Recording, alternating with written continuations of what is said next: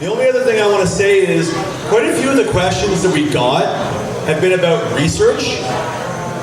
And we all know plenty about psychedelics, but when it comes to research, Dr. Evan Lewis from the Neurology Center of Toronto, Dr. Lewis, raise your hand. He is there to answer any research questions. I mean, there's lots of people who can answer them, but like, that is a credentialed psychedelic hotshot over there. Okay. So please join me in welcoming Harrison Jordan, Paul Lewin, and Jack Lloyd.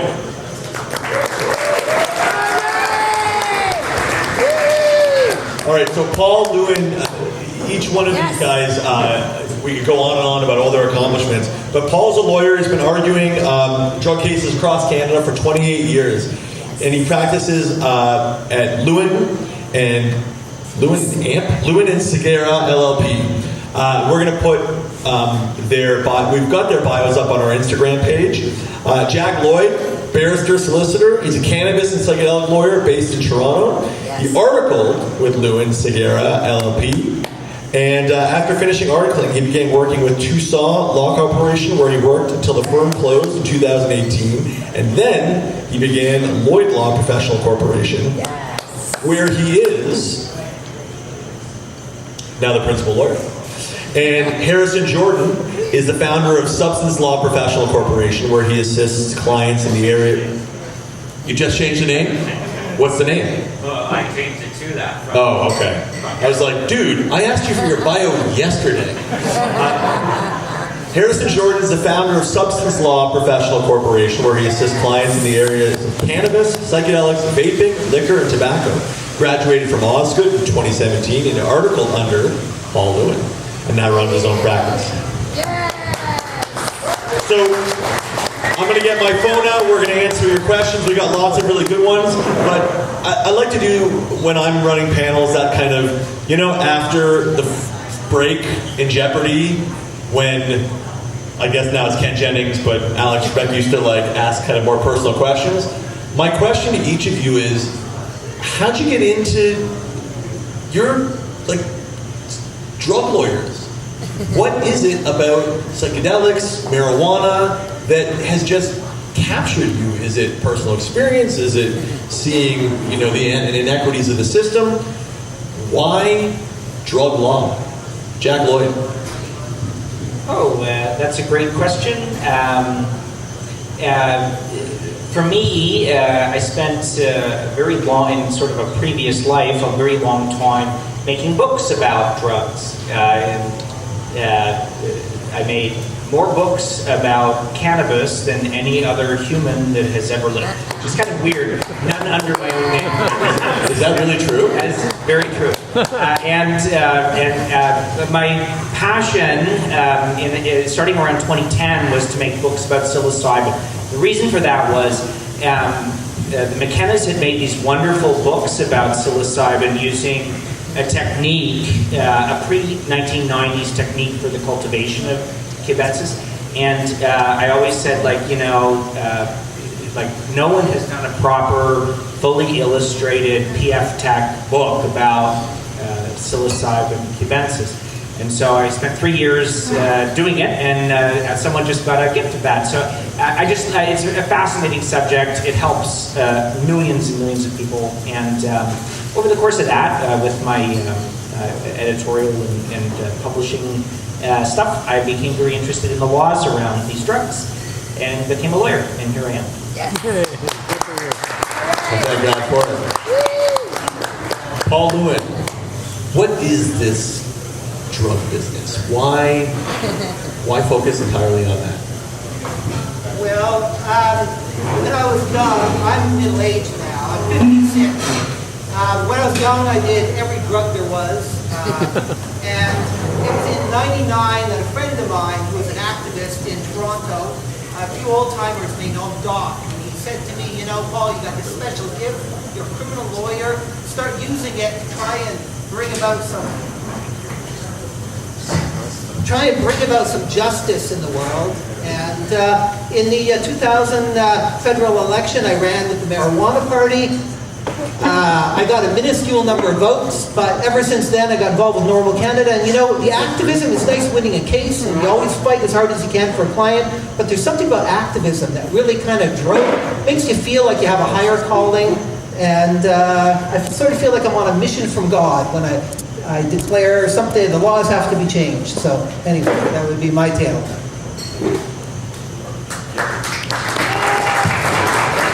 Can you say it again in a John Belushi accent? We're on a mission for any Blues Brothers. I was about to say, you're all young. Harrison. I love smoking weed and I love the law, so I combine both of them. I don't smoke weed anymore. I wish I did, but I don't. I love everything about drug law and the very interesting history that medical cannabis has had in the courts. And we're going to see the same thing with medical psilocybin. Yeah. All right, so let's get into it. Here we are. We're trying to support you in this constitutional challenge. Maybe one of you just gives us kind of 2 minutes on what the case is all about and how it's looking. Well, I got the microphone, so maybe... So there's 8 brave plaintiffs who are 7 patients and 1 healthcare professional, and we've gone to federal court. The case is Hartle. These people aren't seeking money. They're not going to get anything if they win the case. They just want to change the law. And currently it's very hard to access this miraculous medicine that's so safe and can do so many wonderful things. And the government's dispensing it with an eyedropper. And if we're successful, 3 things are going to happen. 1, there's going to be doctor as gatekeeper access. You don't have to plead to the government. You don't have to say, I tried every terrible therapy there is out there, and I'll keep on trying, please, please. You go to your doctor. It's a decision between patient and doctor, and that's how you get access. Second thing we're going to change is healthcare professionals have to have their own access to psilocybin in order to properly treat patients. And this is a matter of patient safety and efficacy. This isn't for the healthcare professionals having a good time, it's for the patients. And it's critical that they understand what their patients are going through. And finally, you should have access. Currently, it's synthetic psilocybin. Maybe you're getting extract, but it should be natural psilocybin mushrooms. If you so choose, if you want synthetic, that's great. Some people take faith in like the idea of synthetic. But some people have used natural for many years. They feel comfortable with it. They like the fact that it's naturally grown. And you should be able to grow it yourself if you want, or designate a caregiver to grow for you, just like it is with cannabis. So if we win, that's what's going to happen. And we're going to force the government to do that. Not because they like us. Just staying on this, Paul, where are we in the case right now? So it's a very long road. We're right now fighting over some discovery issues, but the really important part of this is we're putting together a roster of experts and witnesses who are going to testify, and we have a very ambitious plan because there's a lot they need to know about this miraculous medicine. So right now, gathering our evidence is where we're at. We just recently had a fight over a discovery, but it's maybe not that exciting, the discovery fights. So when, ideally, when would we expect a decision, for better or for worse?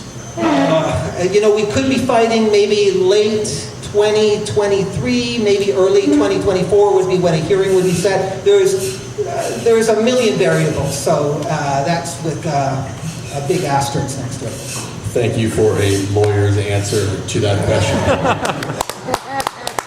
It depends. It depends. On the one hand, on the other hand, I think a lot of people here are interested in the relationship between what happened with marijuana and what could happen with psilocybin. So we saw just sort of slowly it becoming more acceptable, more people growing, more kind of unfiltered activism, like storefronts opening up, like what we're seeing in Toronto with psilocybin. How reasonable is it to expect that if we win this court case, we can get to a place where people can be growing their own psilocybin at home? Or, I'll leave it there. we win this court case, does that automatically mean that we're in a position like we are with marijuana, or are we still going to have to wait for the government to pass more comprehensive laws?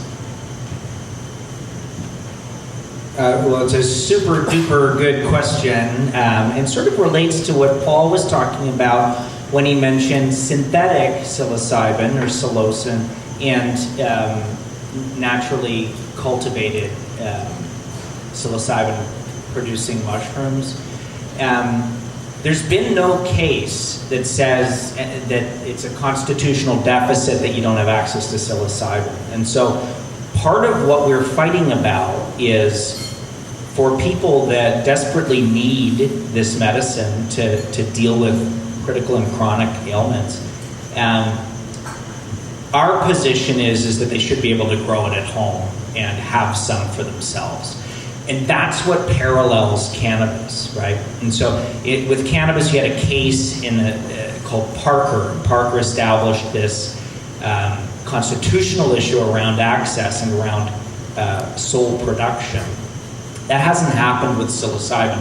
And so there's a genuine risk as this proceeds that the government says, okay, fine, you can have access exclusively to synthetic psilocin produced in a lab in Germany, and that's it. And in my view, that's not a constitutionally sufficient solution to the problem faced by a host of very ill people. And that's sort of what this litigation is about, is protecting that right and establishing that right, because it's if you've ever grown psilocybin, it's really very minimally intrusive. It's very simple to grow. It's not a big problem for neighbors. There's none of the gross harms previously alleged by governments associated with cannabis. Like psilocybin you can grow in a tiny box under your sink, and it's not a huge issue. And we're fighting for that right for Canadians because that would, in effect, solve the vast majority of the access issues that people are facing. So I think that's the most germane parallel to cannabis, really, is the natural psilocybin aspect and the home cultivation aspect, which in my view is absolutely crucial if it's going to be successfessfully legalized in Canada. So that's my view anyway. So let me just follow up on that, and then I want to bring you in here, Harrison. Is that what this case is about? Like, so I'm obviously a layperson here. It seems to me the case is about psilocybin at end of life, or for incredibly complex mental health disorders.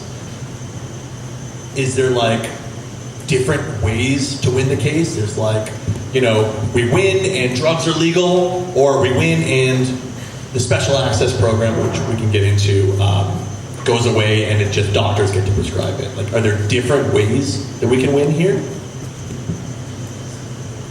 Yeah, I think one of the things that is very interesting to think about is if this case is won, I don't think that patients are going to be able to take home regular doses of psilocybin and take it without being under the purview of a psychotherapist or a psychiatrist or a practitioner. But that will be for another case later down the road, and that's another important fight. So I don't think it's going to legalize all psychedelic drugs, but it is going to set the stage for other restricted drugs. Right now there's Section 56 class exemptions from the criminal law for practitioners who are able to obtain psilocybin and MDMA for their patients in very controlled circumstances. But hopefully that'll change in the future to broaden to more substances when there is evidence of safety and efficacy, just like how we're starting to see now for psilocybin and MDMA. And if I may just jump in with... Trust that mic. Derek's got us. Okay. There's a button over there. Oh, okay. On and off. And I just wanted to jump in on one little thing you said. end-of-life anxiety, the existential distress of end-of-life. I was gonna say, just tell us what to do, Derek. So you refer to like the end-of-life patients, and those are severe, obvious cases, but this case is a lot bigger than that. It's also about treatment-resistant depression, treatment-resistant anxiety, neurological pain, people such as Allison. It's about addiction. And, you know, some of you out there may have said, I've read the research out there, and the research on addiction, it's anecdotal at best. You know, under the charter, we're not saying that psilocybin should have a drug identification number. That's not what this case is about. This is a charter case under Section 7. And I'll sum up a patient's rights under Section 7 of the charter because it's very well established. Cannabis, we fought for 20 years on this issue, so I can sum it up in a nutshell. And what a patient's entitled to is reasonable access. That's the test we have to meet. And if someone is perhaps an opioid addict and they're struggling and their life is just a mess and they can't do anything to solve it, is it reasonable for them to try this safe substance, which works very well? And a comparison I like to give is, if I was walking along and I was considering whether I should walk over a bridge, and I get to the bridge, I might consider, well, how well constructed was this bridge, and has it passed all regulatory standards? But if I'm being chased by a bear, I'm running over that bridge. And that's someone who's addicted to opioids. They're running for a cure, and that's reasonable access. Let them try. And it seems goes for the other, and so it's a lot bigger than just end of life. And then on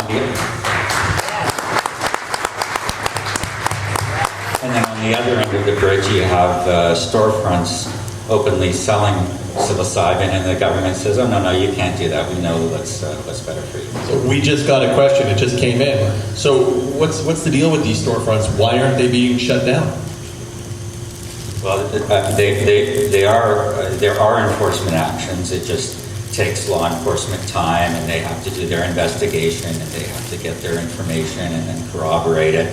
And so these places are opening up. They're not lawful, but and I can't condone it, but they are serving an interesting reminder about how the law has not caught up with society and with what society has said that we want to have access to for medicine. And you know, with cannabis, really, there were many things that led us to legalization, and one of them was there's a lot of brave people conducting civil disobedience, saying, you know what, this just isn't right. I'm just standing up and saying this isn't right. So there's many roads to legalization, which I think we all believe. We should ultimately, adults should be able to make this decision for themselves and not have so anyway, a shout out for the civil disobedience. Amen. Just hearing you guys talking, I get excited. I feel like I'm in court. Right on. Like, innocent. Or, Right on. let's do it. Psilocybin's great. We all believe in its benefits. Hell, we've seen it firsthand, most of us. MDMA, LSD, ayahuasca, ibogaine. There's all kinds of psychedelic compounds out there.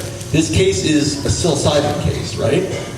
So do we have to have like an LSD case, an MDMA case? Like, what's the future for getting more access to Based more? on Health Canada's actions in the past, yes, we will need those cases.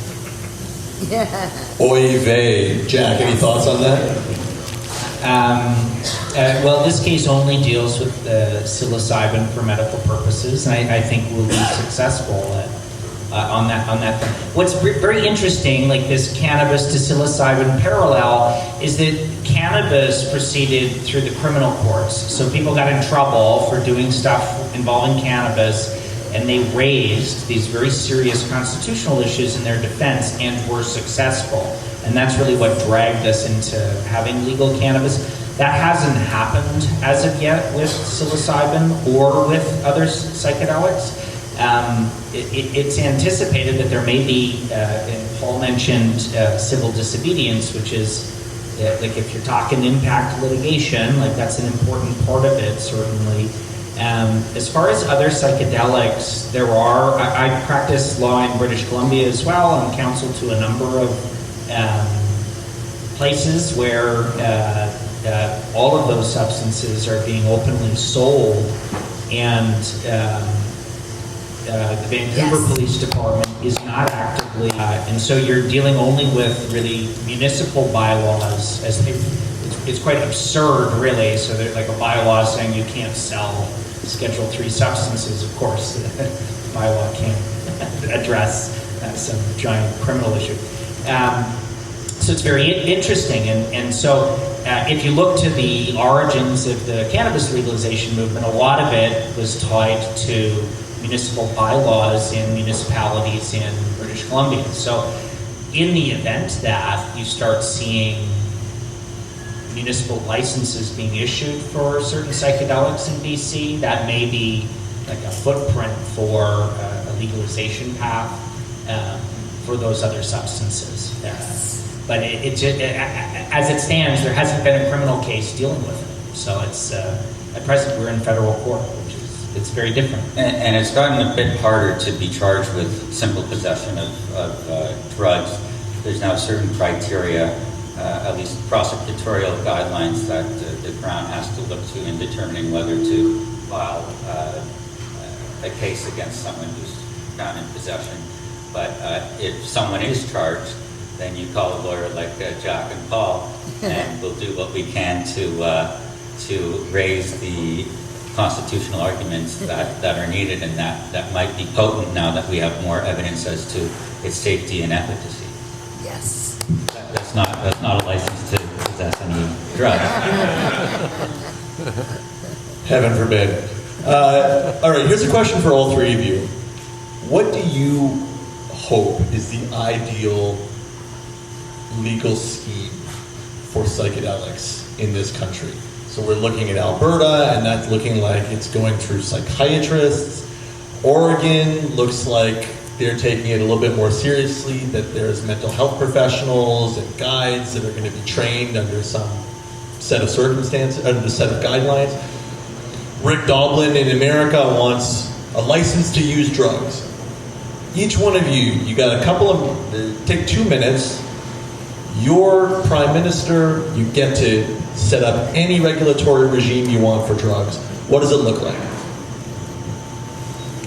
Woohoo! Oh, that's a super duper interesting question.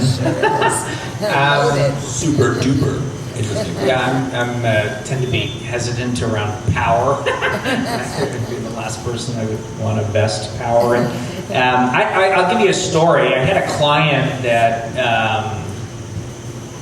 went to Oregon as a consequence of the legislative amendments that were made there. And he opened a psilocybin dispensary there, and it was extremely popular, and a lot of sick people attended. It appeared to be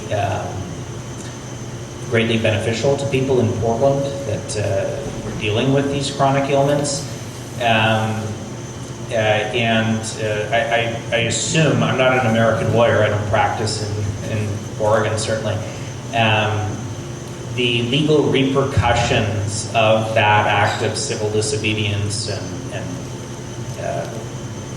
benign commerce, I guess I'll describe it as, I think he's facing maybe 20 years, and it's not drug charges, right? It's money laundering, it's a host of really serious other charges. So I would be very cautious of any governmental promise of legalization, any governmental framework for legalization.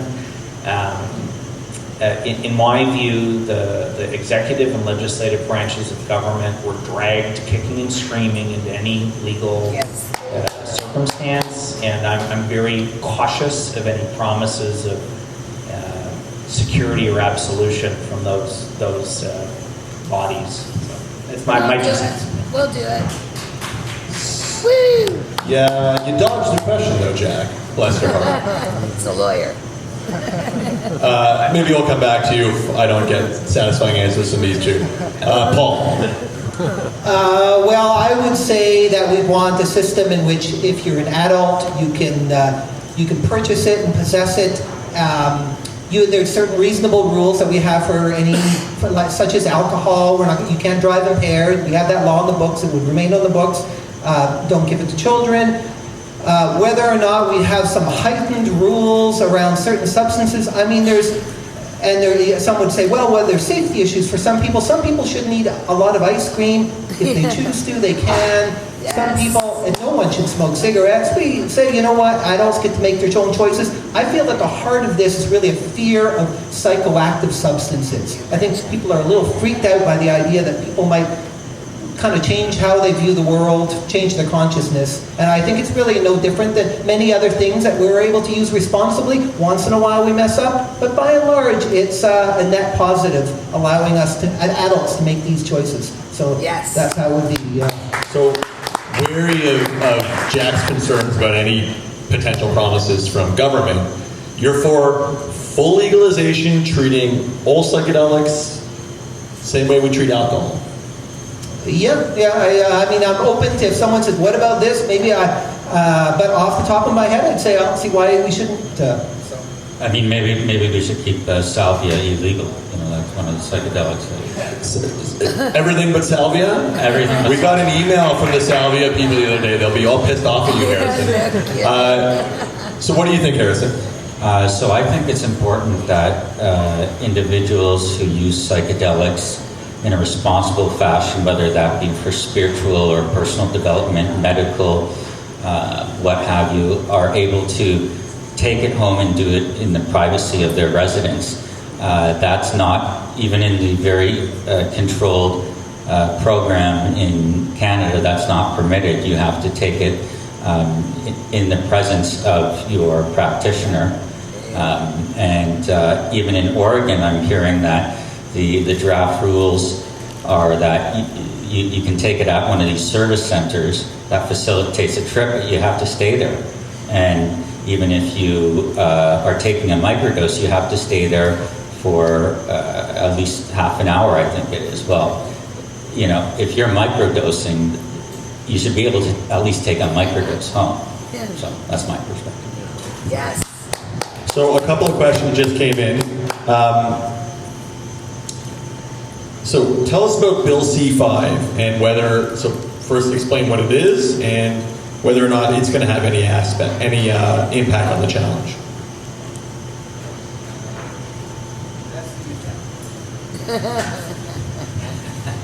That's a great question. So I want to make sure that my understanding of Bill C5 is the same as yours. I saw the question. I figured the lawyers knew what Bill C5 was. So I think that Bill C5 was the underlying legislative piece that expanded the special access program. But I'm not certain.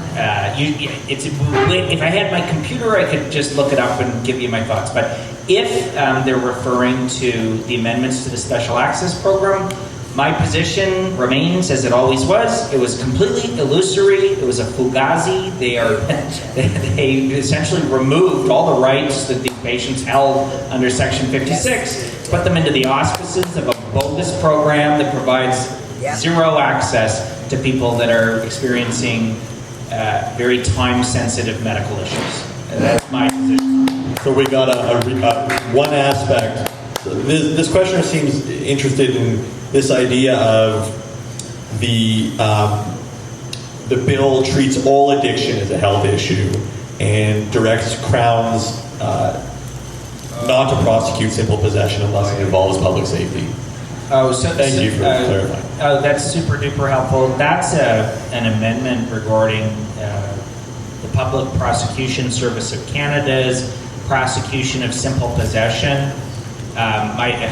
I have basically the same response, which is find me a situation in which simple possession was aggressively prosecuted in this country. Right? Find me one. I've done probably 60 pleas to simple possession.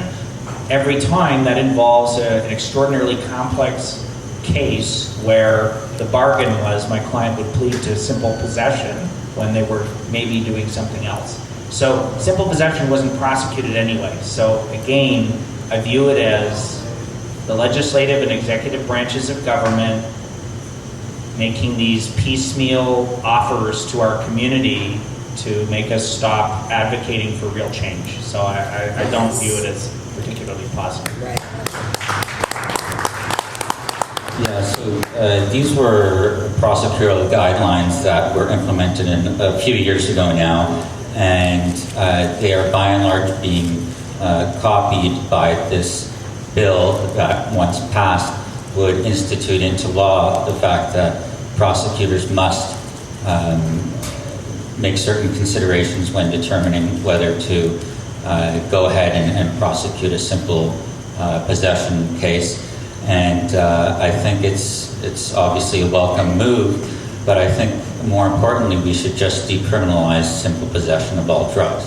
Like that would be the most ideal situation. That's what the NDP have proposed, and that's something that the Liberal government, for whatever reason, has not done. Even though we've had requests from municipalities and provinces all across the country saying we want to decriminalize simple possession of substances, and now we have in BC that's happening, but the federal government is only allowing it to happen for certain offenses. So I don't want to say we de facto have decriminalization of simple possession, because you can still be charged, you can still be convicted of it, but we are moving towards that direction, and I don't know why the federal government is making these concessions but just won't decriminalize substances. Yeah, no kidding.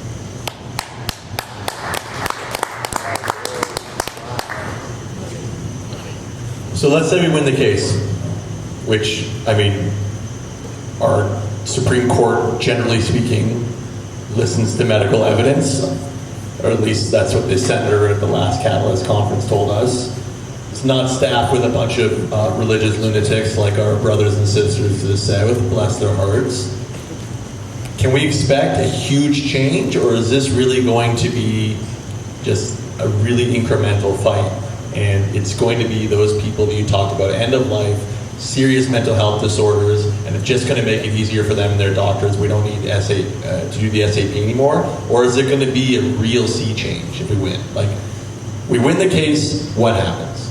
It will be huge. This happened in cannabis. Before the Parker case, the government was just giving out Section 56s. It was very hard to get medical cannabis access. July 31, 2001, they created the MMAR. And at that point, it became doctor as gatekeeper. And if you had a health issue, you were going to your doctor. You were begging the government to permit you access. And access exploded, and many people used it responsibly. And it helped many people in many different ways. And similarly, it won't just be about those facing end of life, and we certainly have to care about them, but for many people. And you know what?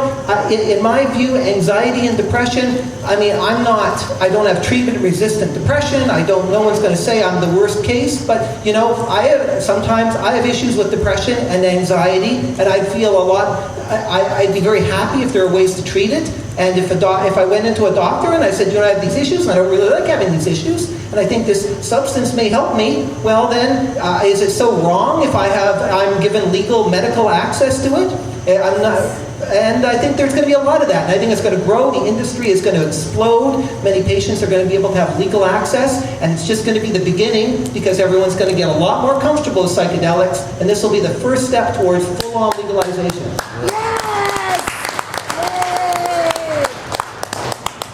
I can see the impulse to politics, Paul. Like, I'm like, each time you start talking, I'm like, yes, I will vote for you. Okay, what about right now? So we're hearing a lot about Section 56 exemptions. Other than applying for an exemption or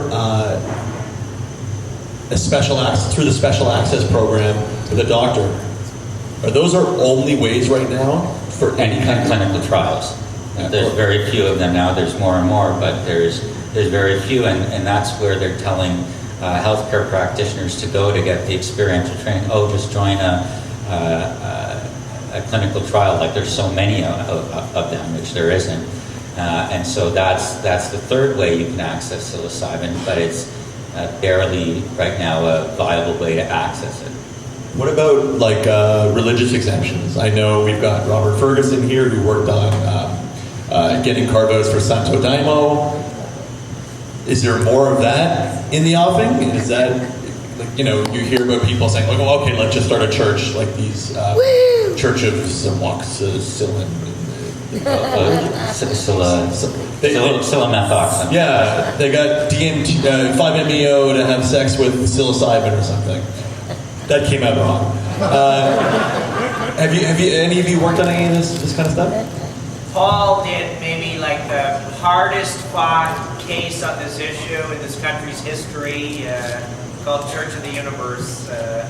Yes. It was a medical cannabis case. It's very accessible, the religious or spiritual use of it. And actually, an angle that I'm really in love with, so I'll try and keep this short, but there's a little known right under the charter called freedom of thought. And I think about, and if you read the freedom of thought cases, it's always the worst stuff. There's like a child pornographer who wrote down his nasty thoughts, or a white supremacist who wrote it down, and they say, hey, I have freedom of thought. These cases were decided on freedom of expression, so they never really decided anything on freedom of thought, but the Supreme Court of Canada still talks about it in a very reverent tone, saying freedom of thought, like this is serious stuff. And when you compare those nasty thoughts to the type of thoughts you get from psychedelics, mindfulness, peacefulness, creativity, I think of it sort of like what the printing press is to freedom of expression. Psychedelics are to freedom of thought. It helps us think better. It's a tool, and it's not freedom of expression, it's freedom of thought. And I'll say this too, freedom of thought, many thinkers have said this is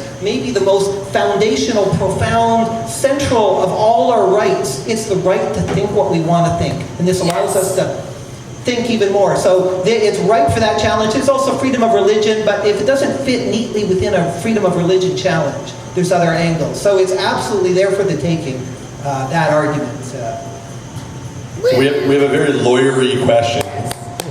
Who but lawyers to best answer this? Is there do we have the ideal test case right now?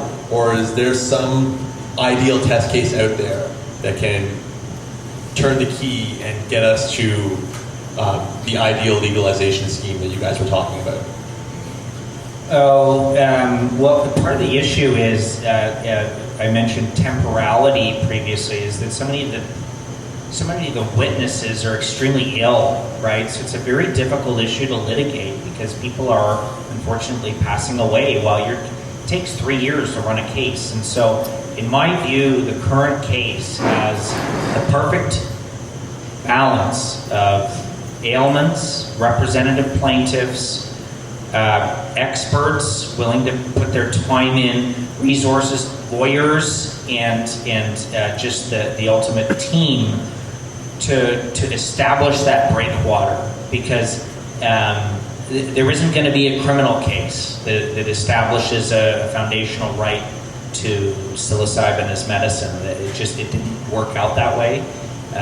In the way that, I think in particular, some of the consequences of the lockdown around COVID have massively exacerbated mental health issues for a lot of people. And just the timing has made this particular federal court challenge very timely, very apt, and in my view, the most likely to succeed at overturning this law and establishing a foundation for legal access, reasonable access to legal psilocybin in this country. That's my view in it.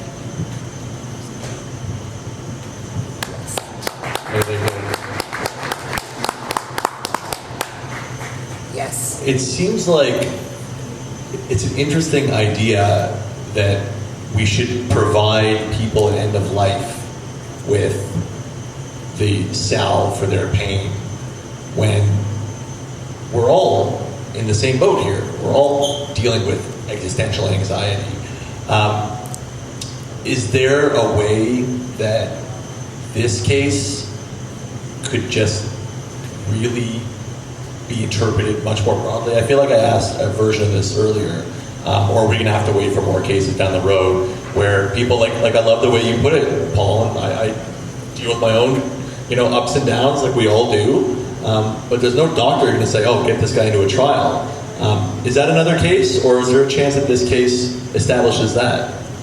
Well, if it's doctor as gatekeeper, then it's between you and your doctor. The person who knows you best knows what you've gone through. And there's something called, I've just learned about in the last year or so, called patient-centered treatment. And if they say, you know what, I don't know what level my depression rises to, but I feel I need this. This is right for me. The doctor should listen to them. And the government doesn't have any obligation to listen to the patients.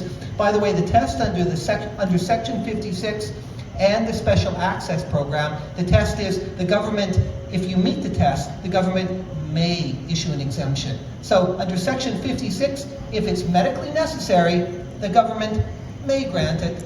It's medically necessary, and they may grant it. So, do we know how many people have gotten Section 56s or access to the Special Access Program to this date? With 50, so they're not granting 56s anymore. With the 56s, they grant you the right to possess, but you wouldn't have, they never give you the right to grow. And it's not safe for a non-mycologist to pick it themselves, so really, if it doesn't fall out of the sky and land in your hands, there's really no way you're going to get this medicine. But they then, when they brought in the SAP, they stopped granting Section 56s. I forgot. I can't remember. How many people have gotten special access? Jack. I think Jack is something. I think there's about 18 people that have gotten access, maybe, and I'm getting a disagreement from the audience. My understanding is that, am I low or high? I'm low, I'm high. So it's less than 18. I'm high, you're so low. It's even worse than I had myopically imagined. So not a lot of people are getting access through the SAP. And the dominant question on the SAP is this an emergency? And the person that determines if it's a medical emergency is some unelected bureaucrat. It's not a medical professional. So frankly, it's a problem. If you're, I'm sure for doctors it's disturbing. For lawyers, it's also troubling. I've got a final question, and we've got about 3 minutes left. But an interesting question just came in. When the challenge is successful, can the prohibitive cost of psilocybin-assisted therapy be addressed in any kind of legal way? Can be challenged under a Section 7 and mandate the government to pay for this stuff? Well, if we make privately run clinics, maybe Doug Ford will cover it under OPEC. but I think it's important that's the next fight is to get these covered by public health insurance. There is going to be issues with respect to affordability, and this is going to eventually show itself as a cost-effective therapy. So I think the public tide will turn towards that, and a lot of people will start thinking, why aren't we covering this when there's other medication that people have tried and that sometimes doesn't work for them. Yeah, I mean, we don't have mental health services covered under Medicare, so never mind psychedelic mental health. There's a long way to go. Other than going to our QR code at the back and donating, which we're going to funnel right to the court case tonight. Yes. Let's hear from each of you. This is the last question. How can people in this room support this charter challenge?